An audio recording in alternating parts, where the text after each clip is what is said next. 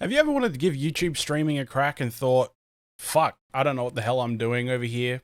Or if you've come across from Twitch and you're like, this is way too confusing. Well, we're going to sort you out proper today. Stick around.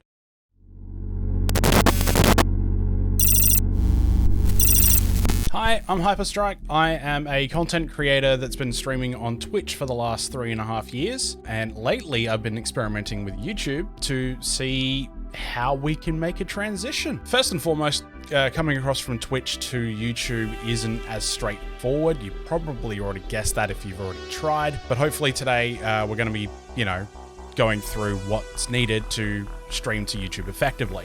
Let's talk about why you would want to stream on YouTube. I mean, there's a lot of technical reasons as to why you'd want to. First and foremost, you get transcoding, where on Twitch you need to be a partner to get it guaranteed, or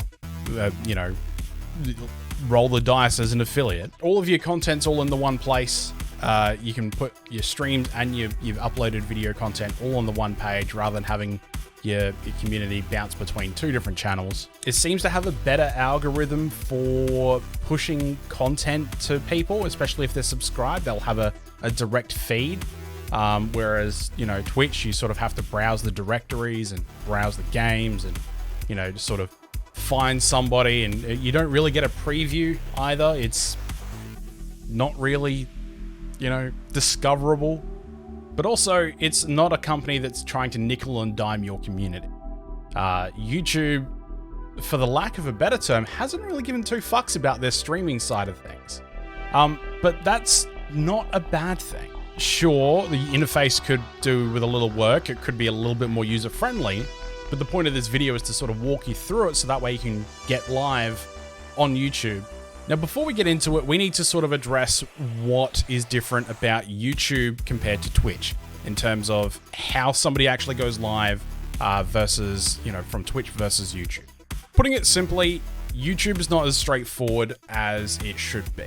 Instead of having a channel where you put in a channel title and put in a game and then put in, a series of tags and hit live, with YouTube, you have to create what's called events. Now, events are like pre-scheduled streams, or just scheduled streams.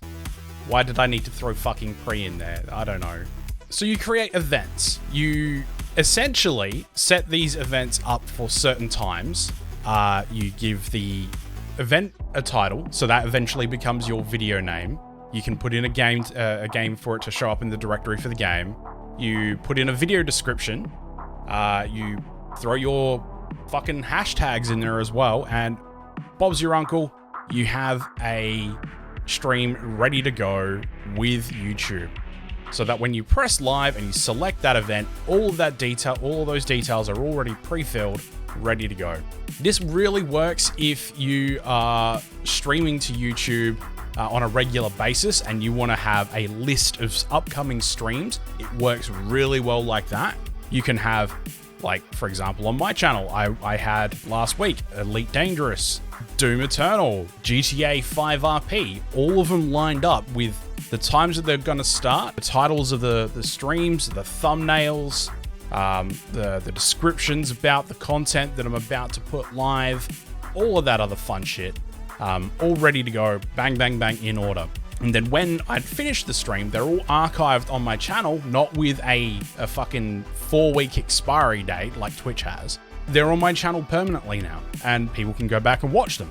Granted, not many people go back and actually watch video on demand or VOD, but they're there if people want to. With YouTube streaming, one of the things that are a little bit annoying about YouTube streaming is that each stream is technically its own video ID. So very similar to YouTube uploads, where you upload a video, you get youtube.com/v ? And then whatever the serial is after that, for the hash of string of numbers and letters that identifies what video it is on their platform. Very similar to that happens with live streams. And funnily enough, the chat window, the chat log, also does that. It's essentially youtube.com/live_chat ! Then the video ID. So you have a different chat room for every different upload that you do, or different live stream. And that can get really fucking annoying.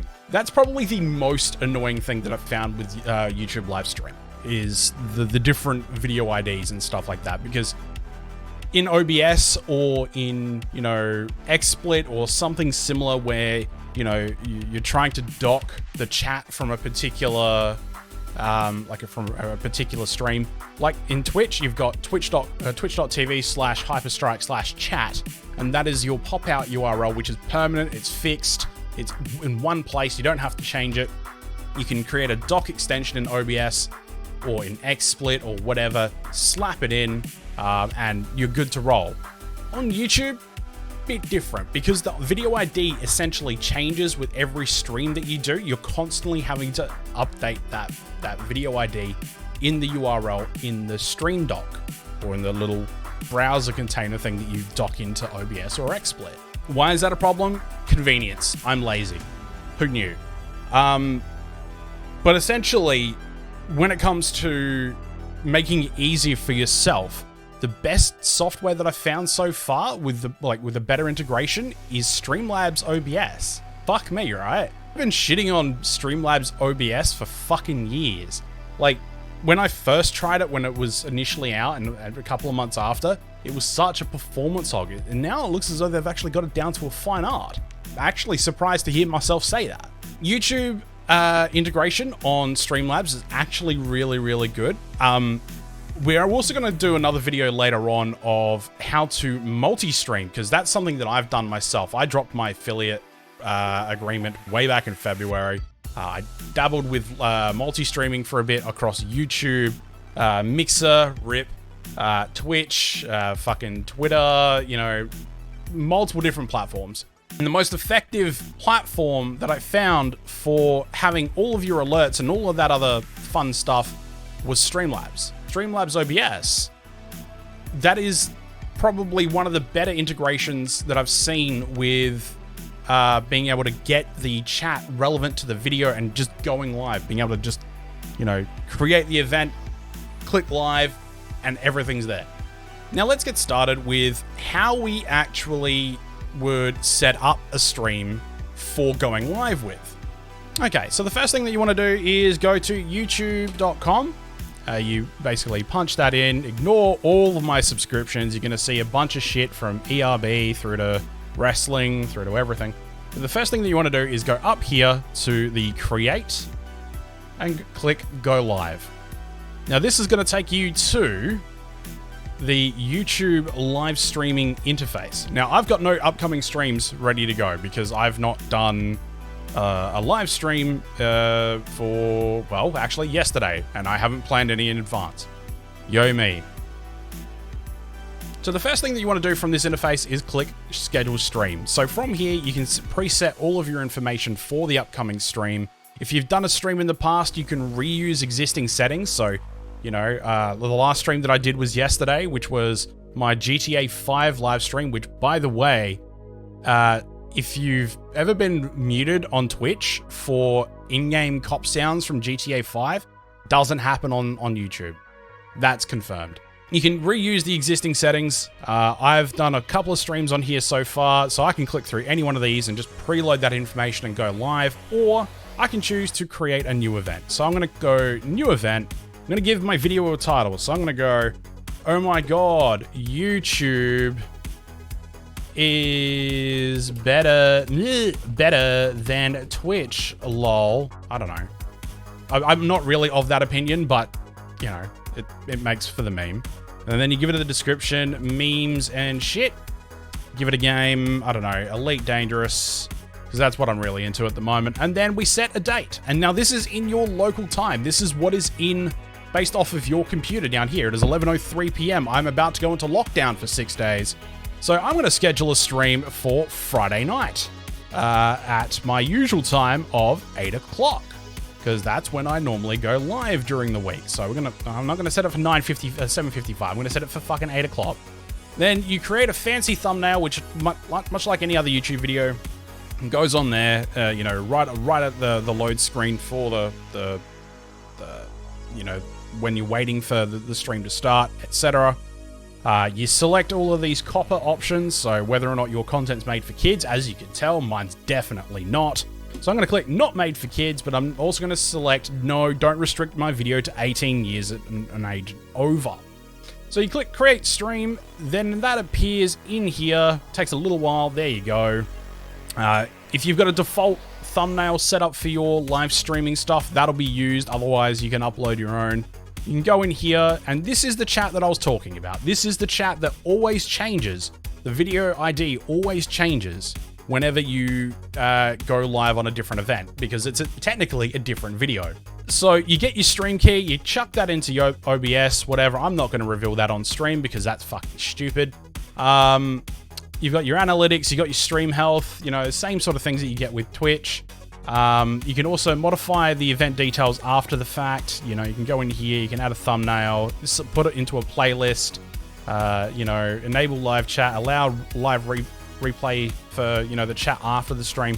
But the two other settings that you want to set as soon as you create the event is enable auto start and enable auto stop. Because the moment that you go live with that event in Streamlabs OBS or XSplit or whatever, whenever you select that event, it's going to automatically start as soon as you hit stream. Otherwise, you'll have to come in here into this section and then click start stream somewhere around here. I mean, that's good if you want to test what the stream health is like before you go live. That's kind of cool. But for most people, they just want to be able to click live and start up and, you know, go, hey guys, Minecraft streamer here at 007X. You know, whatever the fuck you do. And that'll be right up here. You can also set ultra low latency down here. Now this doesn't, this works really good for 1080p resolutions. One of the main things, as I may have already mentioned, I can't remember now because I've talked a lot of shit, but one of the things about YouTube streaming is you get transcodes, which on Twitch, you normally have to be a partner to get guaranteed transcode access, or an affiliate and, you know, effectively roll the dice whenever you go live at a particular time. And if you're not an affiliate like me, too fucking bad. But on YouTube, I have, without fail, despite not being a YouTube partner, have had transcodes every single fucking time. Every time. It's been pretty good, actually. And, you know, I can stream at 8K bitrate without, you know, without a sweat. My internet connection can handle it. As long as, you know, there's no fucking Call of Duty updates or PS5 updates or whatever. And it works pretty well. The only limitation is that it doesn't support closed captions, 1440p or 4K resolutions, which is fair enough. If you're streaming at 4K, what the fuck are you doing? Nobody's ever going to be able to watch that. No, stop. Now that you've gone and done that, you'll probably want to look at what actually the video looks like. So I'm going to go back to my channel. I'm going to go here.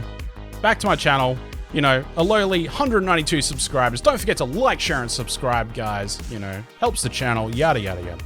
Anyway, you can configure your channel up exactly the way you want to. I want to prioritize my upcoming streams up above all of the other content. All of the other content appears below that, so all of my uploads, all of my past live streams, and then right up at the very top, the stream that I'm going to do. With YouTube streaming, you can have your subscribers, I was about to say followers because, you know, Twitch terminology, but whatever. You can set a reminder so that way when you go live, they'll get a notification saying this person's gone live. Check him out. It's effectively subscribing for notifications per stream. So, you know, if you're a variety broadcaster like myself, and, you know, you play X, Y, and Z game, and you've got, you know, people that like you playing X game, but don't like you playing Y game, and you've got other people that like you playing Z game, they can basically set a reminder for the games or, you know, the content they want to watch, which is really cool. Whereas on Twitch, it's one size fits all notifications. You click the bell, you get a notification for every single fucking thing that they do. That can get a little bit annoying. That can lead to people unsubscribing or turning off notifications and not showing up to stream. It has a massive flow-on effect, and that's not what we want. So we can go in here, as I said before, it uses the default the default, what do you call it? Thumbnail.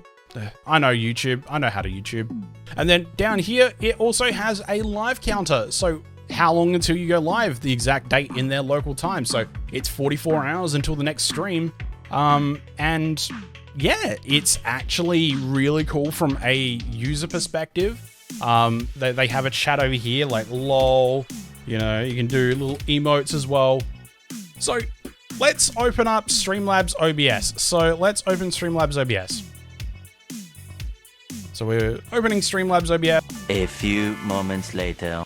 So to go live, you would click the go live button. You would go up here and you would select the event that you've just created, which it's not showing up for me right now, but generally you would pick, you know, the details that you would want to set up. It's being a bit of a pain right now, but we're going to ignore that. You fill out your title, your description, or pre-fill it from, if you do it from the site. So you can do it from the site, or you can do it from the software. It's up to you. Enable auto start, enable auto stop, ultra low latency. You can pretty much control all of these settings from here. You can also create events directly from here too. So that's cool. But, you can also send the live stream tweet saying, hey, you know, going live, and then click confirm, go live, and then you're live. So to go live on YouTube, you would click go live down here in the bottom right hand corner. You would select the event that you've created, but it's not loading for me for some reason with the event that I just made. So, you know, that's fine. It would normally appear under there and you click it and then it pre-fills all of that info. You'd select, you know, what kind of privacy you want it to be, you know, what category, you know, auto start, auto stop, all of these options are here. As you can see, not all of the options are present, like you can't set what game it is and that sort of thing. You then pretty much go live and then Bob's your uncle. So what we're going to do is we're going to demonstrate how it looks when you go live. So we're going to go live. We're going to create a new event. We're going to change this to we're testing YouTube live. And then testing YouTube live, public gaming, blah, blah, blah. I'm going to turn that off because I don't want this to actually go out to anyone. We're going to go confirm and go live. So it's going to go update settings for YouTube, then start video transmission, and Bob's your uncle. There you go. There you go. You're live now.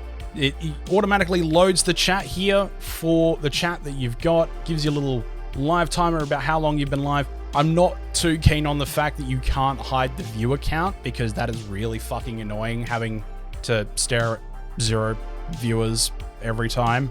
But, you know, it's there, you know, for those of you who are analytically driven. The only thing is you can't sign into your own chat. That sucks. That really does suck. But that's the same across all 3 of the major streaming softwares. OBS, Studio, Streamlabs OBS, as well as XSplit. Like, you can't sign in and type messages in the chat. You could alternatively go back here into the video, the live feed here. I'm just gonna try and get back into it here. You could, of course, go back into the live panel here and go into the video. You can look at all of these things here and, you know, type your commands in here. The Streamlabs chatbot works really well. So SO, hyper, strike. I don't think this command actually works on YouTube, but whatever. And this is how you do it. Like, you can check your connection settings and all of that other shit. And then when you're ready to end stream, click end stream, and then you go back here, and within a couple of moments, this should buffer out, but you can also click end stream here, and that kills it, and then that archives it. Get a little report after the fact. You can see what people's average watch time in real time without having to wait for that email. You know, whatever their total watch time was, whatever your duration was, and how many new subscribers you gained in that period as well. You get this little thing like you would get in the emails after Twitch. Anyway, that was a very quick introduction as to how to stream to YouTube. I'm not usually one for doing scripted videos because I read his script and it sounds incredibly robotic, and I lose all passion in my voice when I do that. So it probably sounds like an incoherent mess. God forbid my wife is in the next room probably going, what the fuck? What is that? Like, I can't understand you. Anyway, that was the introduction on how to stream to YouTube video. Hope you enjoyed it. Hope it was helpful. Hope it gave you some sort of, head start into, making that jump from Twitch to YouTube or wherever the fuck you're coming from.